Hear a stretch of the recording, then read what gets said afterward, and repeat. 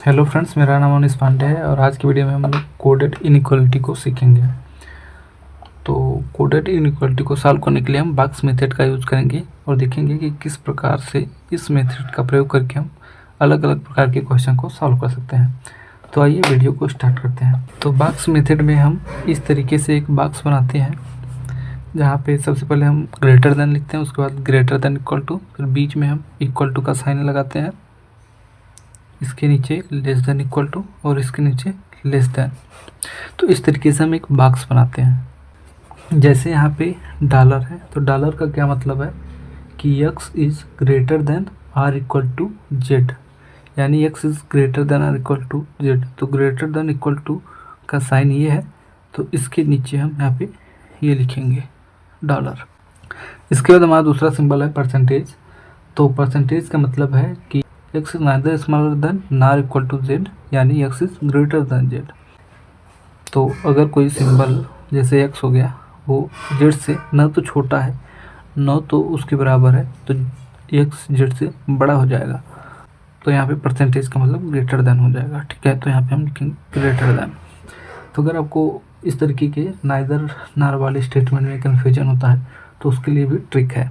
जैसे यहाँ पे नाइदर अगर न होता तो परसेंटेज का सिंबल यहाँ पे आता स्मॉलर देन इक्वल टू के स्थान पे, लेकिन चूंकि नाइदर लग गया है तो इसलिए ये जो परसेंटेज का सिंबल है वो इसके डायगोनली अपोजिट यानी यहाँ पे आ जाएगा। तो यहाँ पे हमने परसेंटेज को लिख दिया। इसी प्रकार हैश का क्या मतलब है? हैश का मतलब है X is neither greater than nor smaller than. तो एक्स न तो बड़ा है जेड से और एक्स न तो छोटा है जेड से। तो इसका क्या मतलब हुआ कि x जेड बराबर हो जाएगा, यानी हम हैश को बीच में लिखेंगे। ठीक है, उसके बाद आता है स्टार। तो स्टार का मतलब है x is not greater than Z. तो अगर नॉट ना होता यानी ये तब स्टार का मतलब होता है x is greater than Z, तो हम यहाँ पे स्टार को लिखते हैं। लेकिन यहाँ पे नॉट आ गया है इसलिए इसके डायगोनली अपोजिट यहाँ पे हम स्टार को लिखेंगे, तो स्टार हमारा यहाँ पे आ जाएगा। इसके बाद अगला जो हमारा सिंबल है वो है कॉपीराइट का। कॉपीराइट का मतलब है X is neither greater than nor equal to Z. तो अगर नाइदर ना होता तो क्या होता? Greater than or equal to.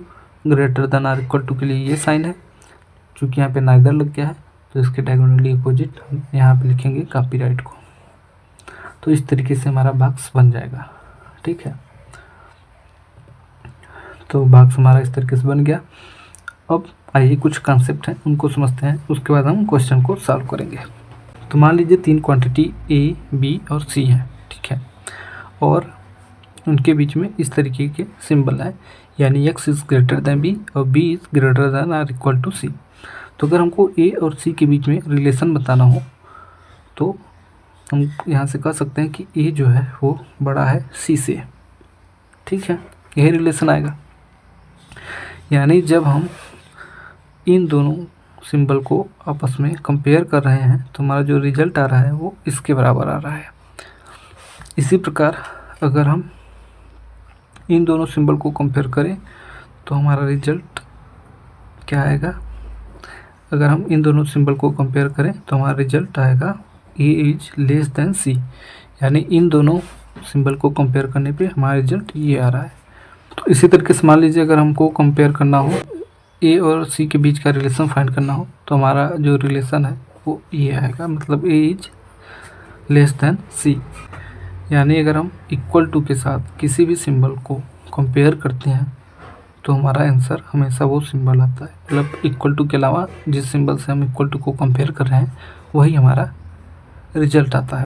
तो बस ये कॉन्सेप्ट था। इसके अलावा अगर मान लीजिए हम आपसे कहें कि ए बड़ा है बी से और बी छोटा या बराबर है सी के, तब अगर हमको ए और सी के बीच में रिलेशन फाइंड करना हो तो उस केस में हम ए और सी के बीच में रिलेशन नहीं फाइंड कर सकते। इसलिए जब भी हम पहले रो के किसी भी सिंबल का कंपैरिजन दूसरे रो के किसी भी सिंबल से करते हैं तो उस केस में रिलेशन वहाँ पे इस्टेब्लिश नहीं किया जा सकता, इसलिए वो स्टेटमेंट हमेशा फॉल्स होता है। ठीक है, तो ये कॉन्सेप्ट की बात हो गई। अब आइए क्वेश्चन को सॉल्व करते हैं। तो फर्स्ट स्टेटमेंट में हमको यहाँ पे ई और जी के बीच में रिलेशन फाइंड करना है। तो ई से जी तक जाने के लिए हम क्या कर सकते हैं? ई से हम एफ तक जा सकते हैं, उसके बाद एफ से हम जी तक जा सकते हैं। तो जब हम ई से एफ तक जा रहे हैं तो हमको हैश मिल रहा है, उसके बाद एफ से जी तक जा रहे हैं तो हमको डॉलर मिल रहा है। तो जब हैश और डॉलर आपको हम कंपेयर करेंगे तो हमारा रिजल्ट डॉलर आएगा। ठीक है, ई और जी के बीच में रिलेशन आएगा ई डॉलर जी, और स्टेटमेंट में भी ई डॉलर जी दिया गया है, इसलिए हमारा फर्स्ट स्टेटमेंट सही है। अब आइए सेकंड स्टेटमेंट को देखते हैं। सेकंड स्टेटमेंट में हमको सी और एफ के बीच में कंपैरिजन करना है। तो सी से एफ तक जाना है तो हम इस तरीके से सी से डी तक जाएंगे, डी से ई से एफ। तो इस तरीके से हम सी से एफ तक जा सकते हैं। तो सी से सबसे पहले हम डी तक जाएंगे तो हमको स्टार मिलेगा, स्टार, उसके बाद कॉपीराइट, उसके बाद हैश। तो स्टार से कॉपीराइट, स्टार और कॉपीराइट अगर इन दोनों सिंबल की बात करें तो इन दोनों सिंबल को कंपेयर करने पे हमको कॉपीराइट मिलेगा, और कॉपीराइट और हैश को कंपेयर करने पे हमको कॉपीराइट मिलेगा। तो हमारा यहाँ से आंसर आएगा सी कॉपीराइट एफ। लेकिन चूंकि हम यहाँ पे रिवर्स डायरेक्शन में गए हैं, यानी हम दाएं से बाएं ओर गए हैं, इसलिए जो हमारा रिजल्ट आता है वो इसके अपोजिट में आता है। मतलब अगर कॉपीराइट आया है तो इसके अपोजिट का सिंबल यहाँ पे परसेंटेज है, तो हमारा आंसर आ जाएगा परसेंटेज। अगर हम रिवर्स डायरेक्शन में जा रहे हैं तो उस केस में हमारा जो रिजल्ट आता है उसके अपोजिट वाला रिजल्ट हमेशा आता है। तो इसको भी आप एग्जांपल से समझ सकते हैं। जैसे अगर ए ग्रेटर देन बी लिखा है तो ये फॉरवर्ड डायरेक्शन हो गया। अगर इसको हम रिवर्स डायरेक्शन पढ़ें तो हम क्या कर सकते हैं कि बी इज लेस देन ए, यही कर सकते हैं। यानी ये जो सिंबल है वो ग्रेटर देन का सिंबल लेस देन से रिप्लेस हो गया। तो यही केस इसमें भी होता है। अगर हम रिवर्स डायरेक्शन में जाएं तो सिंबल हमेशा अपोजिट हो जाता है। तो कॉपीराइट आया था लेकिन रिवर्स डायरेक्शन में हम गए थे, इसलिए अपोजिट हो गया, परसेंटेज हो जाएगा। तो हमारा जो रिजल्ट आएगा वो सी परसेंटेज एफ आएगा। मतलब सेकेंड स्टेटमेंट भी सही है। अब आइए थर्ड स्टेटमेंट को चेक करते हैं। थर्ड स्टेटमेंट में हमको के और एफ के बीच में रिलेशन फाइंड करना है। तो के से एफ तक जाने के लिए हम क्या करेंगे, के से हम एस तक जाएंगे, एच से जी और जी से एफ। और यहाँ पे हम रिवर्स डायरेक्शन में जा रहे हैं, इसलिए जो भी हमारा रिजल्ट आएगा उसको हम उल्टा कर देंगे तो हमको सही रिजल्ट मिल जाएगा। तो के से एफ तक जाएंगे तो हम हैश मिलेगा, हैश, उसके बाद कॉपीराइट। तो इन दोनों सिंबल को अगर कंबाइन करेंगे तो हमको कॉपीराइट मिलेगा। उसके बाद कॉपीराइट और डॉलर। अब कॉपीराइट और डॉलर को अगर हम कंपेयर करें तो यहाँ पे रिलेशन नहीं फाइंड किया जा सकता, क्योंकि कॉपीराइट सेकंड रो का सिंबल है और डॉलर हमारा फर्स्ट रो का सिंबल है, इसलिए इन दोनों के बीच में रिलेशन नहीं फाइंड किया जा सकता। इसलिए जो हमारा थर्ड स्टेटमेंट है वो गलत हो जाएगा। ठीक है, अब आइए नेक्स्ट क्वेश्चन को सॉल्व करते हैं। तो फिर से हम यहाँ पे बात सपना बना लेते हैं। तो यहाँ पे जो डॉलर था उसका मतलब है ग्रेटर दैन इक्वल टू, उसके बाद परसेंटेज का मतलब था ग्रेटर दैन, हैशटैग का मतलब था इक्वल टू, और स्टार का मतलब था less than or equal to, copyright का मतलब था लेस देन। तो यहाँ पे हमारा क्वेश्चन है फर्स्ट स्टेटमेंट में हमको एफ और के के बीच में रिलेशन फाइंड करना है। तो एफ से के तक जाने के लिए हम एफ से जी, जी से एच, एफ से के तक चले जाएंगे। तो एफ से जी तक अगर हम जाएँ तो हमको मिलेगा डॉलर, उसके बाद कॉपीराइट। अब यहाँ पे एक डॉलर जो है फर्स्ट रो का सिंबल है, कॉपीराइट सेकेंड रो का सिंबल है, इसलिए इनके बीच में रिलेशन नहीं फाइंड किया जा सकता, इसलिए हमारा फर्स्ट स्टेटमेंट गलत हो जाएगा।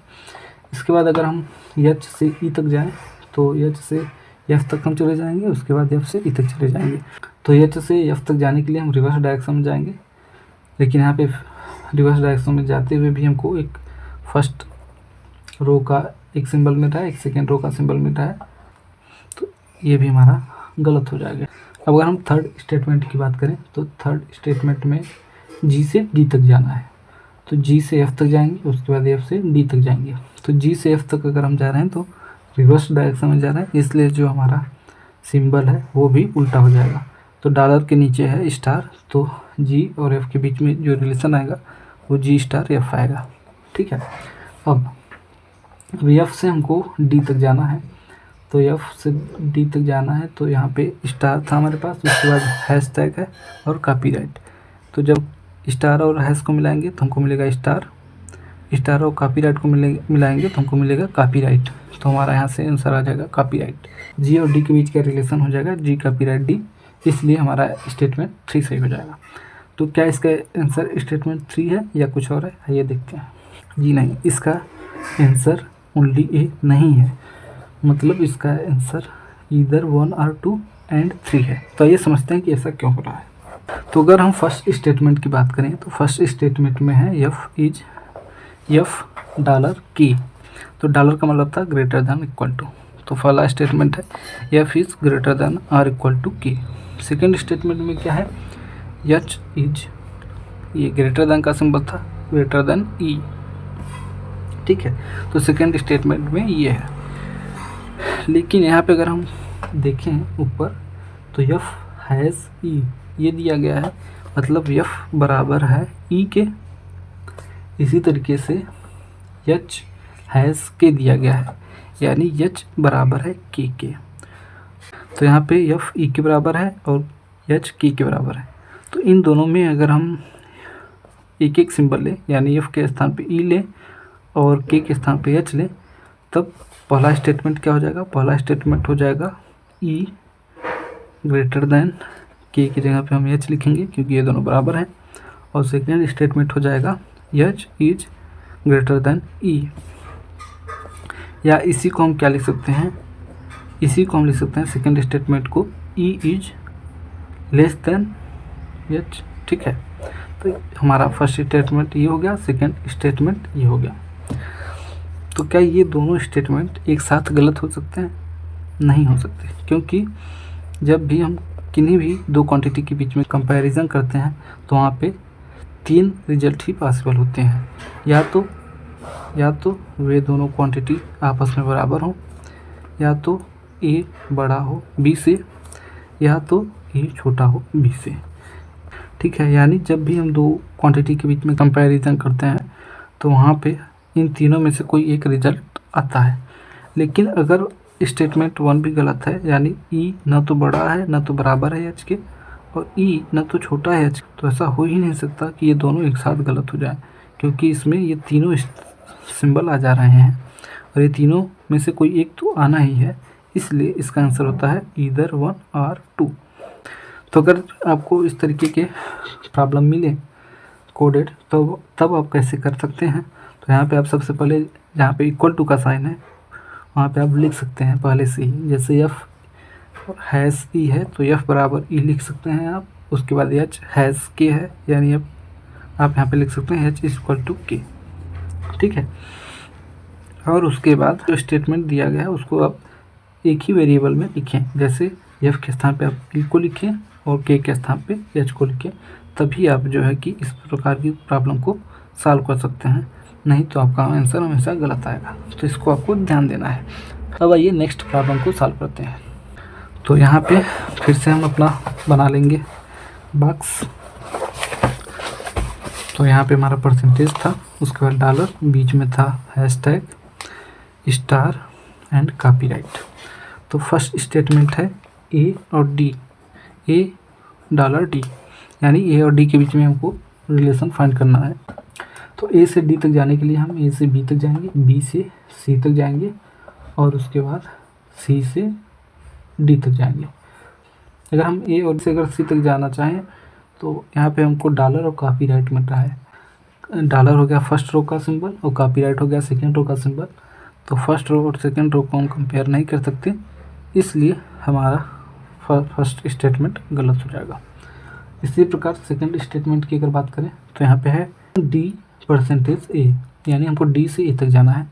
तो डी से ए तक जाने के लिए हम डी से सी तक जाएंगे, उसके बाद सी से ए तक जाएंगे। तो डी से सी तक जाएं तो हमको मिलेगा स्टार। अब सी से ए तक अगर जाएं तो यहाँ पे फिर से वही समस्या कि कॉपीराइट हो गया सेकंड रो का सिंबल और डॉलर हो गया फर्स्ट रो का सिंबल, यानी यहाँ पे भी हम रिलेशन नहीं फाइंड कर सकते, तो ये भी गलत हो जाएगा। तो क्या फिर से वही बात आती है कि क्या ये दोनों एक साथ गलत हो सकते हैं। तो यहाँ पे आपको कन्फ्यूजन हो सकता है, इसलिए आप इसको इस तरीके से लिख सकते हैं कि A greater than equal to T. यहाँ पे आप डॉलर को हटा दीजिए और वहाँ पे जो एक्चुअल सिंबल है उसको लिखिए। उसी तरीके से यहाँ पे डी से ए तक जाना है, तो आप हमेशा जब भी इधर आर का केस लगाएंगे तो वहाँ पे आपको ध्यान देना है कि ए डी अगर है तो यहाँ पे भी ए और डी ही हो। डी से ए तक जा रहे हैं तो हमको परसेंटेज दिया गया है, यानी अगर ए से डी तक जाएँ तो परसेंटेज का उल्टा यानी कॉपीराइट आएगा बीच में, और कॉपीराइट का मतलब होता है लेस देन। अब यहाँ पे फिर से इधर आर वाला केस आ गया। देखिए ए या तो बड़ा या तो बराबर होगा डी के, या तो ये छोटा होगा डी से। ऐसा नहीं हो सकता कि ए डी से बड़ा भी ना हो, बराबर भी ना हो और उससे छोटा भी ना हो, तो ऐसा कभी नहीं हो सकता। इसलिए यहाँ पे आपका आंसर आएगा इधर 1 और 2। स्टेटमेंट 3 में हमको एच से बी तक जाना है, तो एच से बी तक जाने के लिए हम एच से एफ तक जाएंगे और एफ से बी तक। लेकिन एच से एफ तक जाते समय ही हमको यहाँ फर्स्ट रो और सेकेंड रो का सिंबल मिल जा रहा है, इसलिए इनके बीच में कंपैरिजन नहीं किया जा सकता। इसलिए आपका स्टेटमेंट 3 तो गलत है ही, यानी इसका आंसर हो जाएगा इधर 1 और 2। तो इस तरीके से आप किसी भी इनइक्वालिटी क्वेश्चन को सॉल्व कर सकते हैं। तो इस वीडियो में बस इतना ही। आने वाले वीडियो में हम और भी कंसेप्ट को क्लियर करेंगे। Thank you for watching my video.